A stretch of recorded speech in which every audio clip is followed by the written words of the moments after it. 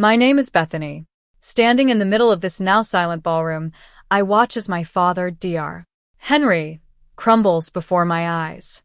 The color has drained from his face, and his once steady hand now trembles so violently that the wine in his glass spills over, staining his white cuff a deep, angry red. Just moments ago, he was the king of this gala, the brilliant doctor with a reputation that seemed untouchable. Now he's a cornered animal, terrified of the consequences that are about to come crashing down on him. I remember the moment I stepped onto the stage, the sharp click of my heels on the marble floor cutting through the lingering laughter like a knife. The room fell silent, and all eyes turned to me. My father looked at me, his eyes narrowing with a mix of confusion and anger, expecting me to throw a tantrum or plead for his respect. But he didn't know me at all. I reached out and took the microphone from his hand, and in that moment, I felt a sense of power I'd never experienced before. I told the crowd that my father was right about one thing: I do work with the state's most vulnerable. But what he left out was my job title. I'm the senior program officer for the State Health Fund, and I hold the power to approve or deny the $25 million grant he's been begging for since January. The room froze, and I could see the shock on my father's face as he realized what was about to happen. I opened the thin black folder I'd been carrying under my arm and began to expose the truth. The so-called Center for Dignity Recovery was nothing more than a retirement plan disguised as charity. 80% of the budget was allocated for luxury upgrades, while not a single cent was set aside for patient beds. And the $300,000 for 2 luxury SUVs for a nonprofit serving the homeless? It was a blatant misuse of funds. I formally rejected his application, citing gross financial mismanagement and attempted fraud. As I dropped the microphone, the sound echoed through the room, and I could feel the weight of the silence. For years, I'd been the invisible girl, the disappointment in my father's eyes. But tonight, under the lights he'd paid for with money he'd embezzled, I was the only thing everyone could see. But this moment didn't come out of nowhere. 10 years ago, I was a young girl with dreams of making a difference in the world. I'd been accepted into the state's top social work program, and I was so excited to start my journey. But when I showed my father the acceptance letter, he didn't even look at it.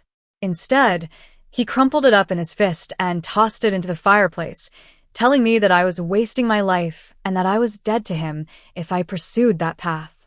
I was heartbroken, but I refused to let his words define me. While he was building his empire of plastic surgery and vanity projects, I was working double shifts and putting myself through night school. I lived on ramen and spite, but I was determined to prove him wrong. And I did. I earned my master's in public administration and worked my way up from a caseworker to a district manager and finally to the state board. He never knew what I'd accomplished. To him, I was still the failure he'd thrown away. But 6 months ago, when his grant application landed on my desk, I saw an opportunity. I saw the inflated numbers and the shell companies listed as contractors, and I knew I had to do something. I could have rejected the application right away, but I wanted to make sure he paid for his crimes. So I waited. I approved the preliminary rounds and let him believe he'd already won. I watched as he booked this grand hotel and ordered the lobster and the vintage wine. I waited until he'd gathered all the important people in the city, every witness he needed to validate his ego. And then I struck. As I walked off the stage, I could feel the shock radiating off the crowd. But I didn't look back. I knew that my father wouldn't let me get away with this so easily. And sure enough, as I pushed through the heavy service doors and into the staff corridor, I heard the door slam open behind me. His heavy, frantic breathing gave him away. He lunged at me, grabbing my wrist so hard that it bruised. He screamed at me, calling me ungrateful and treacherous. He threatened to ruin my career and make me pay for embarrassing him in front of everyone. But I didn't flinch. I stared at him with cold, clinical detachment and told him to let go. He thought he had the upper hand. He thought he could use my grandmother against me. He pulled out his phone and threatened to make her homeless if I didn't delete the photos I'd taken of his financial fraud. But he didn't know that I'd already moved her to a new nursing home, paid for in advance for a year. I showed him the photos on my phone, the evidence of his tax fraud and embezzlement. I told him that he was going to prison, and I watched as the color drained from his face. He tried to deny it, but it was too late. I'd already uploaded all the evidence to a secure server shared with the IRS Criminal Investigation Division. He collapsed to the floor, begging for mercy. But I didn't feel sorry for him. He'd spent his whole life thinking that his power and money made him untouchable. But the truth always catches up with you, eventually. As the federal agents closed in, I walked out of the hotel and into the rain. I got into my car and dialed my grandmother. "It's done," I said. "He can't hurt us anymore." For the first time in my life, the noise in my head, his voice was gone. It wasn't joy exactly, more like the ache after cutting out a tumor.